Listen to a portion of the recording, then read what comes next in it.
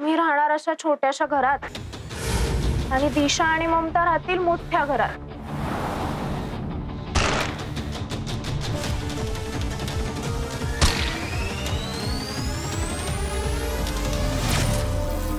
चार दिवसात माझं घर खाली झालं पाहिजे।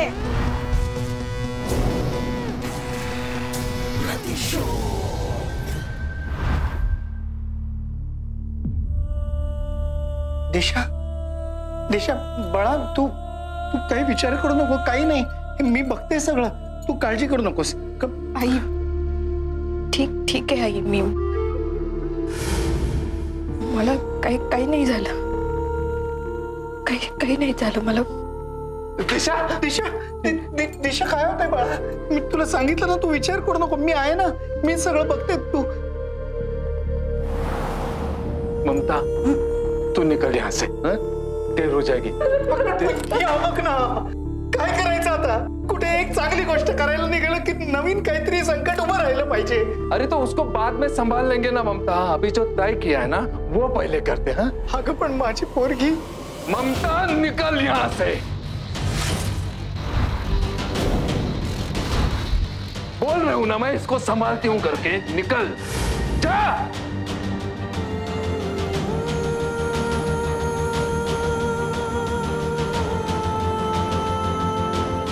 रोते नहीं है बेटा, ऐसे हिम्मत नहीं हारते हैं। पानी सर से ऊपर जा रहा है, अब शायद मेरा असली रूप दिखाने का वक्त आ रहा है।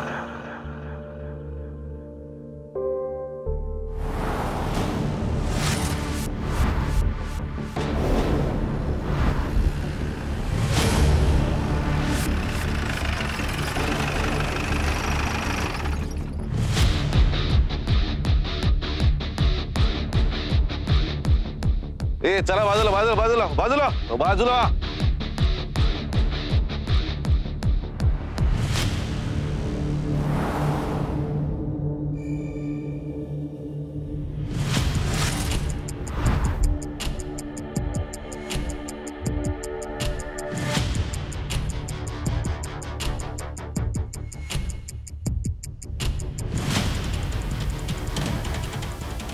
शिर्के, हॉस्पिटलला घेऊन जा लवकर, जिवंत आहे तो। मी करतो इकडची चौकशी, जा जा लवकर जा।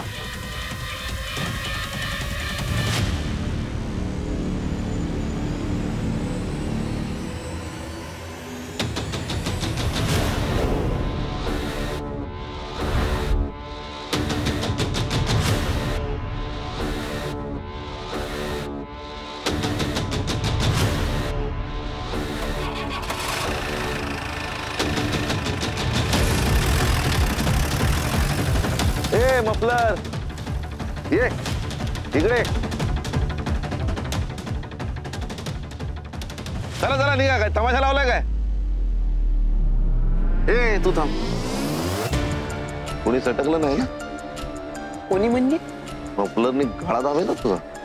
नाही कोणीच नाही सटकलं। तू सटक आता।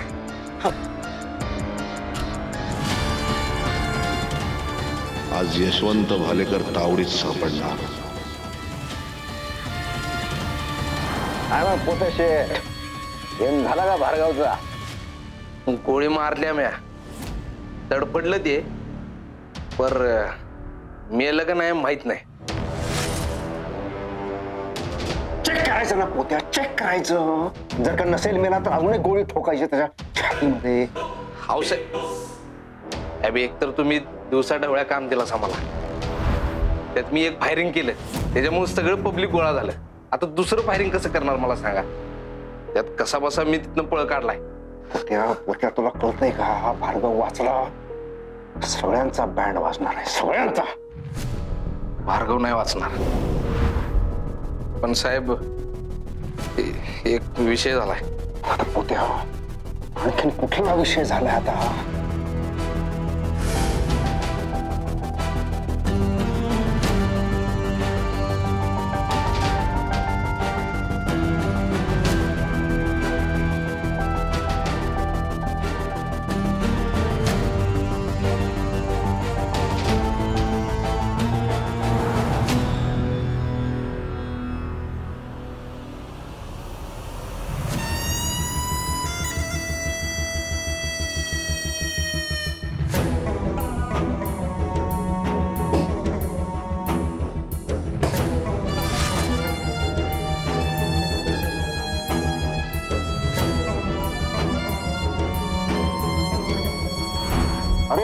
बोल ना.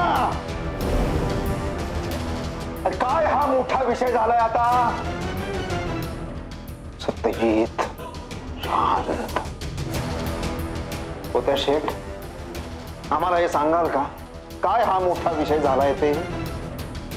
साहेब अहो मी त्या अविनाश भार्गववर परत एकदा फायरिंग करायला गेलो, पण ते सगळं पब्लिक तिथं आलं आणि त्यात त्या अविनाश भार्गवनं रिटर्न फायर केला. माझ्या हाताला गोळी चाटून गेली, त्यामुळे ती गन तिथंच पडली. अहो मी गेलतो परत उचलायला ती, पण ते सगळं पब्लिक आणि त्यात तो अविनाश तो कंटिन्यू फायरिंग करायला लागला, म्हणून मी पळालो. पळून आलास? पाय लावून पळून आलास? तुझ्या लायकीत बघूनच तुझ्या हातामध्ये मी गावठी कट्टा दिला होता. अरे तेव्हा तू माती खाल्लीस आणि आता पोत्या, आता तर तू शेड खाल्लंय. शेड पिंडोक माणसा, घुसतंय का तुझ्या टकुऱ्यात? घुसतंय का? उद्या जर का भार्गव वाचला आणि त्यानं बंदुकीचा पाठलाग केला, त्याला लगेच कळणार आहे त्या बंदुकीचं लायसन्स कुणाच्या नावावर आहे ते. आणि पोत्या शेठ, तुमच्या मूर्खपणामुळे मी अडकणार. सॉरी साहेब, चूक झाली. सॉरी सॉरी तर मलाच काहीतरी करावं लागणार. तुम्ही शेण खाणार पोत्या शेठ, आणि मला सराव करावे लागणार. याला फोन करतोय.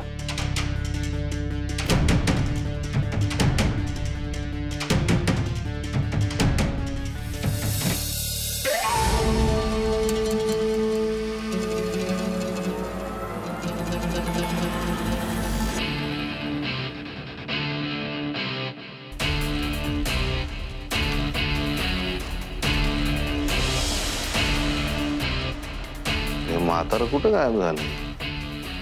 हॉलमध्ये तर नाही. वा, भालेकर इकडे असणार.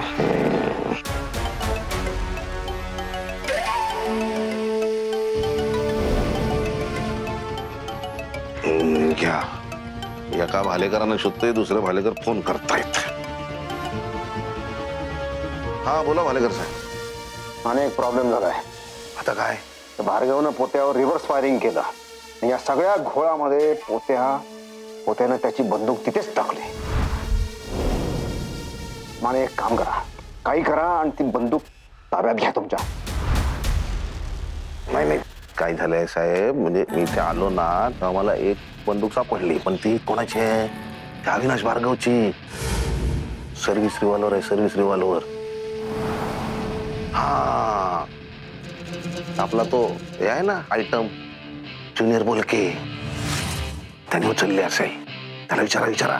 तर ठीक आहे, मी विचारून बघतो. पण माने साहेब, तुम्ही सुद्धा एकदा चेक करा पुन्हा. काय आहे ती गन कोणाला सापडली तर मी लटकणार आहे, हे विसरू नका. बघतो मी. ओके.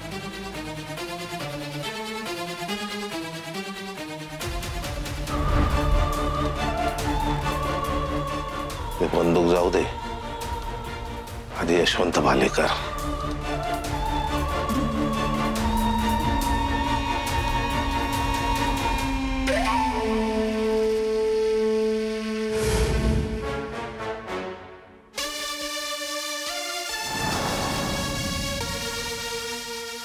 सापडले भालेकर, सापडले भालेकर. माने आलेत. या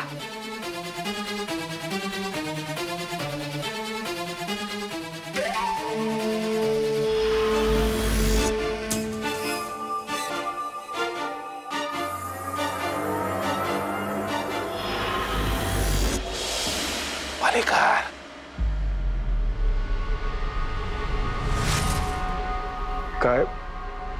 काय झालं? तुम्ही ते भार्गवचे, अविनाश भार्गवचे वडील ना? झोपा. ह्या म्हाताऱ्याला काय झालं? लाखाचे 12 लाख व्हायचे. भालेकर ना पहिल्या जन्मी जादूगरच असणार. जेव्हा जेव्हा पकडायला जातो गडप होतात.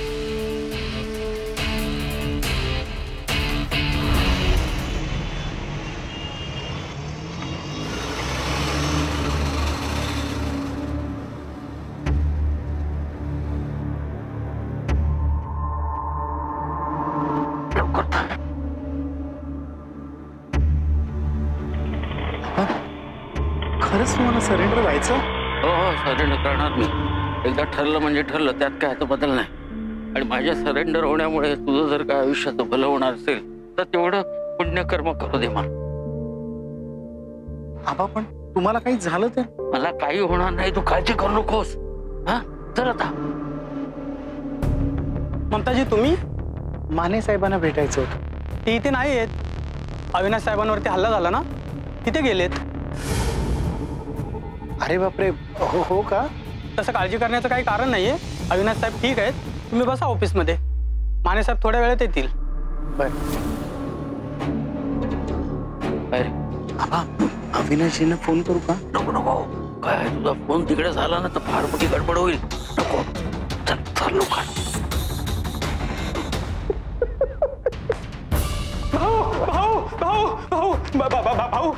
सर सर अहो त्या पोत्यानं पार जांगड गुत्ता करून ठेवलाय. अहो खरं सांगतोय, वाट लावली तुमची वाट.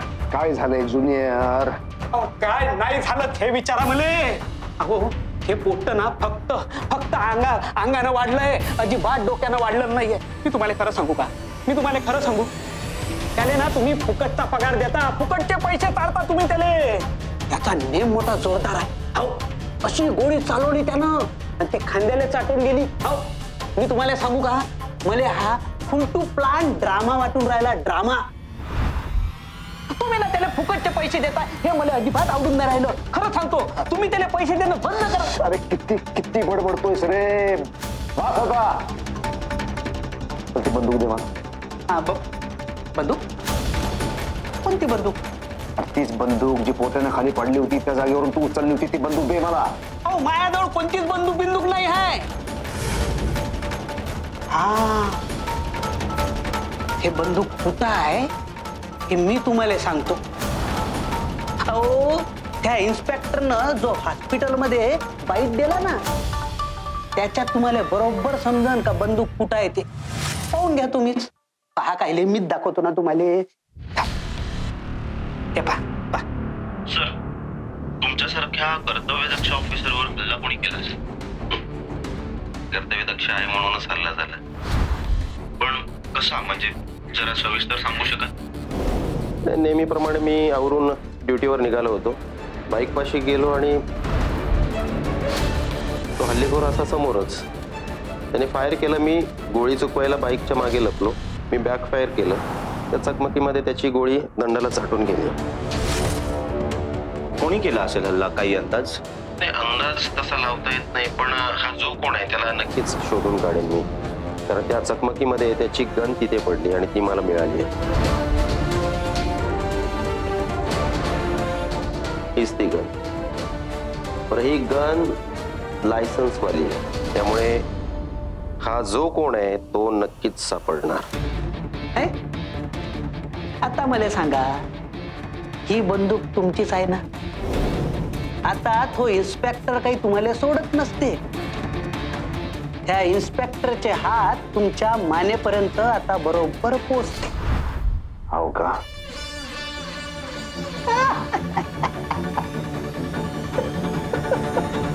इथं सिच्युएशन काय आणि हे हसून कसे काय राहिले? सर सर इथं सिच्युएशन काय आहे?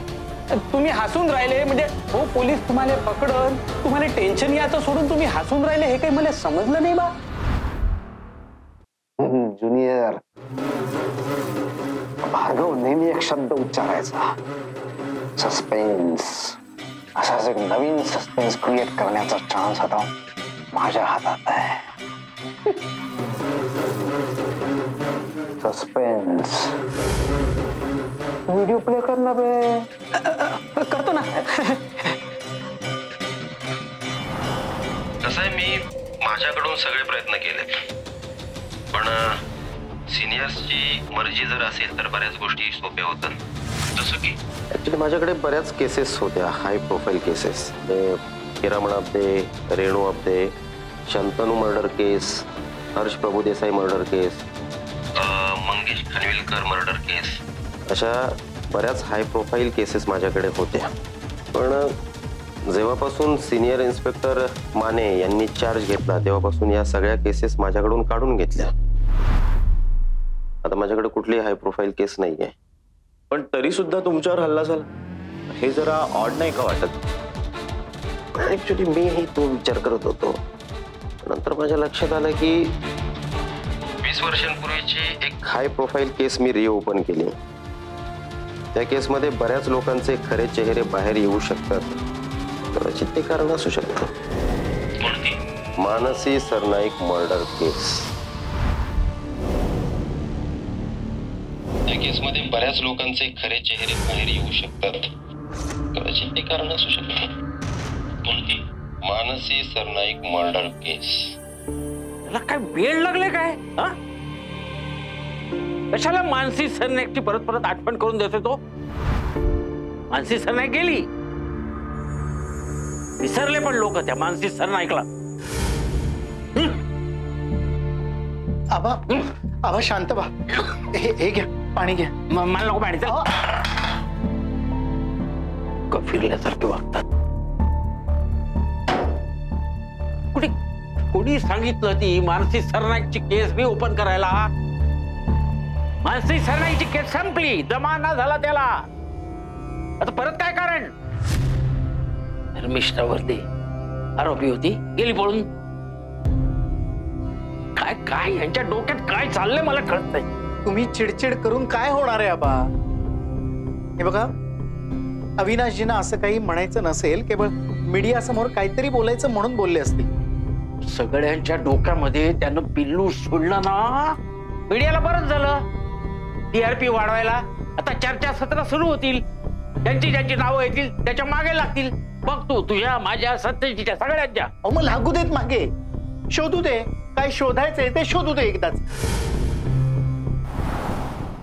तू काय मूर्खासारखा बडबडतोय? अरे मानसी सरनाईक केसचा पाठपुरावा करणं म्हणजे भालेकर इंडस्ट्री संपवून टाकणं. आबा काय लावलंय भालेकर इंडस्ट्री? भालेकर इंडस्ट्री काय राहिलंय त्या भालेकर इंडस्ट्री? जे स्वप्न उराशी बाळगून तुम्ही ती भालेकर इंडस्ट्री सुरू केली त्यातला 1% तरी राहिलाय का हो? सगळी नासधूस केली आहे सत्यजितनी. हे बघ, काही असलं तरी मी भालेकर इंडस्ट्रीला डाग लागू देणार नाही. हो, डाग लागू देऊ नका. कसा लागू द्याल? त्यासाठी कोणाचाही बळी द्याल ना. माझा दिला होता तसा. काय म्हणालात? काय काय म्हणालात? मी बळी दिला तुझा? तोंडाला काय येत बरोबर नकोस. होय आबा, तुम्ही माझा बळी दिलात. पण याला कारणीभूत ती मानसी सरनाईक सुद्धा आहे. तिने आपल्या फॅमिलीमध्ये फूट पाडली. मानसीमुळे काही झालेलं नाहीये. माही कशी गेली? तुझ्यामुळं.